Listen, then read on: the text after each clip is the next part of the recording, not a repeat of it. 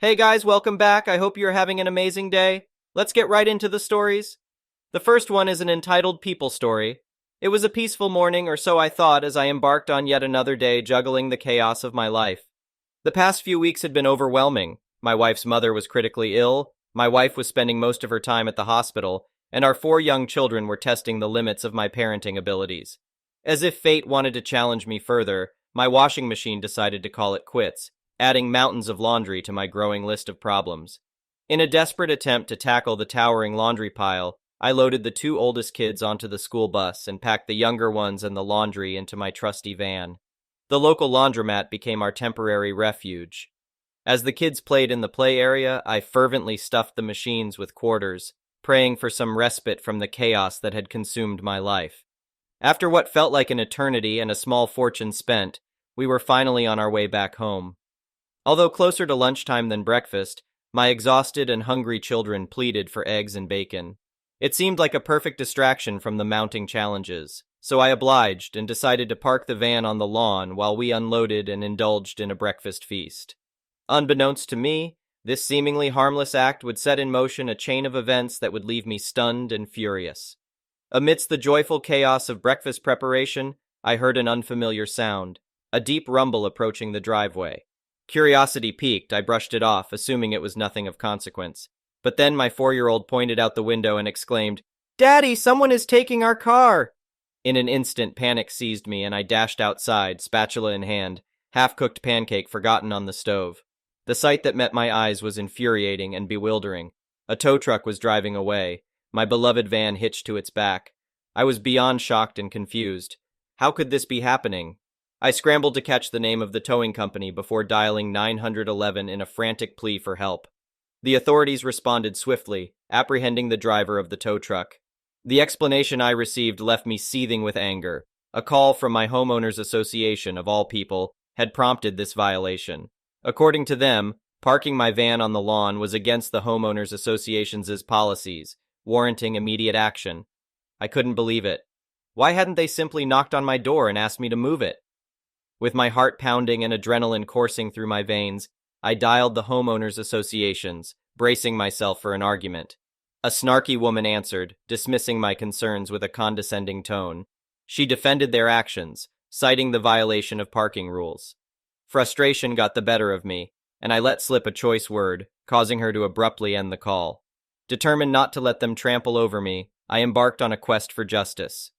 I delved into the homeowners association's guidelines, poring over every line until I stumbled upon a crucial revelation.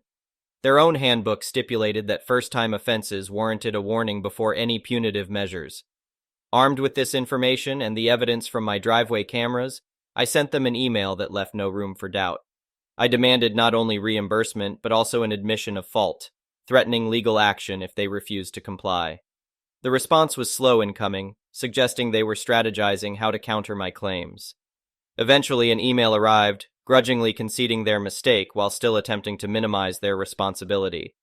They agreed to reimburse me partially, citing my initial violation as justification for the reduced amount. I accepted their offer begrudgingly, feeling both vindicated and aware of the uphill battle against an organization that held seemingly godlike power.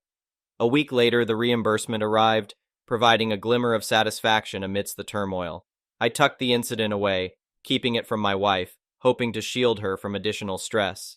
However, secrets have a way of revealing themselves, and it was our youngest who inadvertently spilled the beans. I faced my wife's disappointment and her realization that our yard bore the scars of the tow truck's intrusion. The consequences of my breakfast time rebellion were undeniable, and I vowed to rectify the damage when spring arrived. The next one is a pro-revenge story. I had a great job, but then my boss got fired. They scammed me, and I fell on hard times. Nobody's fault but my own. I had to rent an apartment for a very long, ugly year. I found a huge, pretty new apartment for about $1,000, but I had to meet income requirements, which sadly I did. Right before moving in, I found out that the garage and water weren't included and would cost extra. Moreover, my 1-year lease turned out to be only 5 months. It was too late to do anything about it, so I had to accept it. Then I discovered that I wasn't allowed to use my own washer and dryer, but had to pay $100 per month for theirs. $100 a month? Okay, fine, whatever. It turned out this was all part of their plan. That's how they get you. From the move-in day, things went downhill. There were roaches in the kitchen, everything was falling apart, and despite being a very new building, the walls were paper thin. It turned out my landlord was an unabashed new-era slumlord. He received massive tax credits for renting to low-income people, but there was no requirement to actually rent to them, us, at a low cost, just that we were there. At the end of the 5th month, I received my lease renewal. The rent jumped from $1,000 to $1,450, which was way above the market rate for this place or any place in the area. I reluctantly signed for another 6 months but started planning to move out. I started hearing from all the neighbors that I would never get the deposit back. And it made sense considering how unscrupulous these people were. I made friends with everyone in the office, kept my place clean, and stayed out of trouble. When it was time to move out, everything was left in perfect condition. I not only took pictures, but also recorded a 10-minute room-by-room walkthrough video. Literally nothing was out of place. No damage, no mess, nothing. Move-in ready. Then I received the letter stating that my $500 deposit was gone, and I needed to pay them an additional $275 for damages. Here we go. I told him I had documented everything. There was nothing to bill me for, and I demanded a receipt. He sent over a handwritten, illegible invoice from a company with a name that couldn't be found on Google and no contact information. I was prepared for this. I launched a website about the apartment complex and pre-populated it with about 50 articles that truthfully detailed how dishonest and unscrupulous they were. I used screenshots from their website where they claimed you could use the cabana even though you couldn't. They also advertised a media room for parties, but there was no sign-up and no way to use it. I included tenant reviews from websites dating back years, even before I was there. And I kept negotiating. First, he waived the $275 charge, but that wasn't enough. I wanted my $500 back, and I was determined enough to fight for it. Meanwhile, because of my new job in SEO, I was able to outrank him in searches for his own apartment building. If you Googled it during your apartment search, you would find my site about how terrible it was at #1, not his official site at around #4. We talked on the phone, and while he was still unaware of the site, I was rolling out a new article every day. He offered to settle at keeping $300. I told him I needed the full amount, and that was that. Anything less would result in continued action, and I knew he didn't know what I meant by that. He eventually mailed a $200 check, still unaware of my site. Well, I had to fix that. I called a former neighbor and told them the situation. She was a busybody, and sure enough, 2 days later, I got a furious call, not from the manager, but from the owner. This guy owned a dozen properties like this, each with 300, 500 units, and now I was wasting his personal time. Things were getting interesting. I explained what had happened, but he already knew, and by that point, 30 articles had been published, some of which were picked up by other websites, which I may or may not have contributed to at the time. I never lied, I never exaggerated, I simply reported the honest truth. There were no legally actionable problems on the horizon. He said, "Look, I'll give you the $300, just take down the website." I explained that I couldn't do that. They had the opportunity to do the right thing before the site went up, but taking it down now would be akin to extortion, which would be illegal. Over the next week, with another 7 articles dropping like clockwork, he tried 10 different ways to goad me into extorting him, but I wasn't interested. No, he had drawn the line in the sand, and I was just staying on my side of it, legally, if not morally. Ultimately, he decided that since I was so good at web stuff, he should hire me for $1,000 to do some promotion for him. I said, "Okay, but you know this is totally separate from my site and our disagreement," and he agreed. I met him at his office, we worked out a plan, I did about 30 minutes of work, and he cut me a check for $1,000. So what did I do with the website? Well, I certainly didn't take it down. We agreed that was separate. But I didn't add any new content and turned off the auto-renewal, so around 10 months later, it faded away. Fair is fair, right? The next one is a petty revenge story. In the late 90s, I was able to get a job at Macy's Herald Square with the help of a family member. For this job, I was allowed to wear jeans and tops of the brand I was working for as a specialist. Otherwise, it was business attire. On this particular day, I was there for orientation, and we were given a lunch break. During the break, I decided to go for a walk. I was 18 years old and wanted to make a good impression since I had family working there. So I called my mother, and she told me to pick out what I liked, and she would buy it for me after work. I went to look at suits and had some fitted without any problem. However, things became problematic when I reached the shoe department. I was overwhelmed by the variety of expensive shoes and sneakers. I looked around for someone to assist me, but to no avail. I spotted a salesman and asked him for help, but he ignored me. Luckily, a manager noticed my predicament and asked if I needed assistance. I said yes and requested to see a specific pair of shoes in my size. After trying them on, I thanked the manager and told him I would be back later. As I walked away, I overheard the manager asking the salesman why he didn't help me. The salesman replied, saying that he knew I wasn't going to buy anything. I finished my lunch break and continued with the rest of my day, completing the orientation and waiting for my mother to arrive. Once my mother arrived, we picked up the suits and headed towards the shoe department. To my surprise, the same salesman approached my mother and greeted her, asking if he could help. Before my mother could respond, I stepped in and said, "No, we don't need your help. Bring me the manager who helped me earlier." My mother ended up buying me 4 pairs of shoes, 2 of which were Coach because she had an obsession with the brand at the time. The total cost came out to over $1,000, and managers don't receive commissions. I asked the manager if he understood why I requested him, and he confirmed that he did. I told him that I would start working there the next day, and I promised to come by to show him the shoes with the suit. The manager encouraged me to also show the salesman since he missed out on the commission. The next one is a petty revenge story. Myself, 26, and my ex, 24, let's call her M, had been dating for about 6 months. The first 5 months were great. We started off slow, seeing each other once or twice a week for the first month. I realized I really liked this girl after our 4th date. She came back to my place that night and magic happened. After that, we started talking every day, and I basically had zero desire to talk to any other women. I deleted my dating apps, cut contact with this other girl I had seen a couple of times right before I met M, and felt good that M and I had a good thing going. I include these details because it's important to an incident that happens down the road. For the next 5 months, we went out every weekend, spending almost the entire weekend together. So one night, after going out for food and seeing a comedy show, she's just in an awful mood. There were about 6 comedians performing one after the other. The first guy came up and had that whole idiots ain't crap act. It got laughs, but not from me. After his set, my girlfriend leaned over and asked what that was all about. I just shrugged and said he thinks negatively of women. It's a comedy show, so take it with a grain of salt. She just said, I know. But then for the rest of the show, she couldn't find anything funny.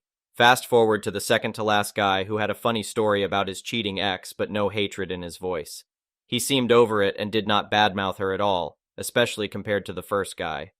M wanted to leave after this, and I didn't object because I could tell she was not enjoying herself. The car ride home was absolute projecting at its finest. For 15 minutes, I was hit with accusations of finding misogyny to be okay, and that I'm probably cheating on her because all men do it. While I was driving, I literally unlocked my phone, telling her to look through my texts. It wasn't enough. I dropped her off, and she said we're finished, and that she had never seen this side of me before. I sat there shocked and at a loss for words. She got out and didn't turn back, just walked into her house. Not gonna lie, I cried on the drive home once I was out of her presence. It was that helpless feeling of thinking you did everything right, but realizing it's not going to work. A month passes by, and I sort of am over it. I had reached out once, being ignored, and then the feelings dissipated gradually with no contact between us. Hindsight really is an idiot. Why didn't I see through the BS sooner? Fast forward to a Friday night where I'm just hanging out with a couple of buddies. I get a call from an unknown number. I ignore it. 5 minutes later, a text. Hey man, I think you and I should talk. You know M, I saw her text between you two, and I think you're gonna enjoy this. I could feel this grin coming across my face as I realized what was happening. I knew before he told me. I call him and he basically told me that she was playing both of us, except this dude had a far worse end of the stick. Come to find out, they've been married for 2 years, and he was home in Brazil taking care of his dying mother for the last 6 months. He reassured me he was not mad at me and that he knew I was a good guy. I just felt bad for the guy at this point. Here's the best part. He then explains to me that this past weekend, they drove, in his registered car, about 6 hours out of town for a concert and a weekend getaway. At the concert, her phone died, and he went to use the bathroom. He slipped away, drove back home in his car, and packed all her stuff up out of their house. He then drove another 90 minutes to her parents' house, explaining the whole situation and dropping all her stuff off there. He blocked her number after she demanded he pay for her flight home. Let's just say her parents aren't too proud of their daughter's decisions and have reached out to her husband numerous times begging for his forgiveness. What a guy to reach out to me and share his delicious shenanigans. Still friends. The next one is an entitled people story. I, 27F, have a cousin, 26F, with whom I was really close. People often mistook us for sisters, but things changed in high school. She became a completely different person from what she used to be. It got to the point where she used her strong hair relaxer on me, mine was a mild one, just to see me suffer. She did this because she started dating my ex-boyfriend while we were still together. As a result, I had to cut my hair since it became damaged and started falling out. After that, she would intentionally steal my friends and boyfriends just to spite me. However, I refused to let it affect me. From 2018 until late 2019, I dated my ex, 33M, and during that time, she hooked up with him and they got together. She thought this would hurt me, but I wasn't bothered at all. In fact, she started harassing me by sending pictures of them together, and even left a black voodoo doll on my balcony. I had to get a restraining order due to the harassment, which lasted for 6 months, ending in 2020.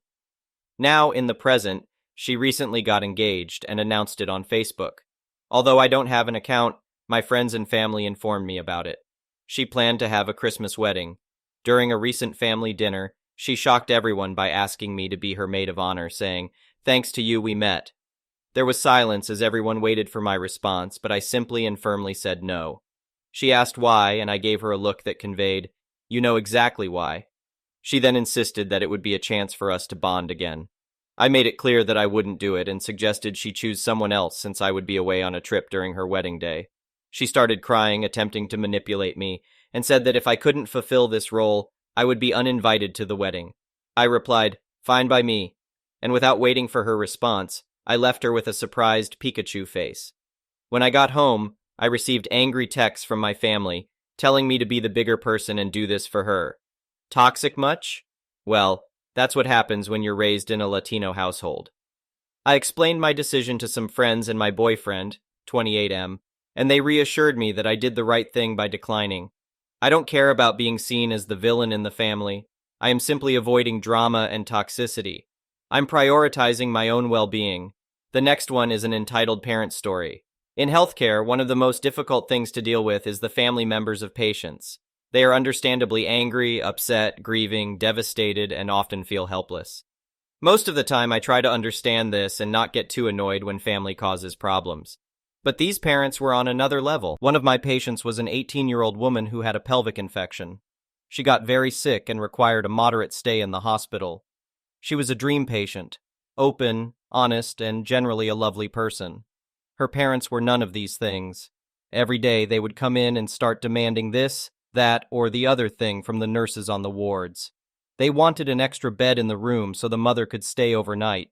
Honestly, it's COVID times. You're lucky you're even allowed to visit. In many places, no visitors are allowed. You can't stay overnight. They were rude to the student nurse who was doing their daughter's OBIS, to the point that the charge nurse moved the student nurse to a different set of patients to get her away from them. But when the doctors were around, they were the sweetest people you ever met, right up until we were out of sight, or we said no to one of their requests. They were disruptive, loud, and just generally obnoxious people. Thankfully, their daughter was aware of their crappy behavior and had informed us that she didn't want them to be told anything about her condition unless she approved it. She was a legal adult, so she was entitled to her privacy. This wasn't a huge issue to begin with, as she shared most of the details with them, but then her mother Googled pelvic infections and discovered that gasp sometimes they can be caused by sexually transmitted infections. As far as she was then concerned, we had screwed up and gotten the diagnosis wrong, because there was no way there was any possibility that her angel had even thought of having sex with a boy. They demanded to see their daughter's medical records so they could prove that we were lying about the infection. Politely telling them to leave was the highlight of my week. Unfortunately, that wasn't the end of it. They came in the next day with legal papers trying to demand we hand over the medical records. Turns out they'd lied to the lawyer because the papers were for a minor still under the guardianship of the parents, not a grown-ass woman. They then threatened to sue each of us individually. This isn't America. You can't just sue doctors randomly. They then tried to get some crackpot alternative doctor in to check her hymen. Thankfully, the daughter screamed bloody murder when the guy tried to examine her, which resulted in me getting to watch security escort and trespass the lot of them off the premises. I honestly hope she presses charges for that. The next one is an entitled parent's story, so I've been told to share this. Not sure if anyone will be interested. This is about my adoptive mother. My adoptive parents are British citizens who moved to my country in the EU. They adopted me actually expecting mental disabilities, but I was just profoundly deaf. You would think that would be easier, so I got enrolled in deaf schools where I learned sign language, but my mother decided it was too hard for her to learn sign language and actually banned me from using it in the house. I had to mime or point at things until I could start writing, upon which I carried around a notebook everywhere. If I did try to sign, I was called disrespectful for not including her in the conversation. In a strange way, this made my written language skills very good as well as my lip-reading skills, which many deaf people have challenges with. It was very difficult and upsetting living with her. My adoptive father was nice, but he just listened to whatever she wanted, so he became a bad parent too. I went to university and limited contact with them.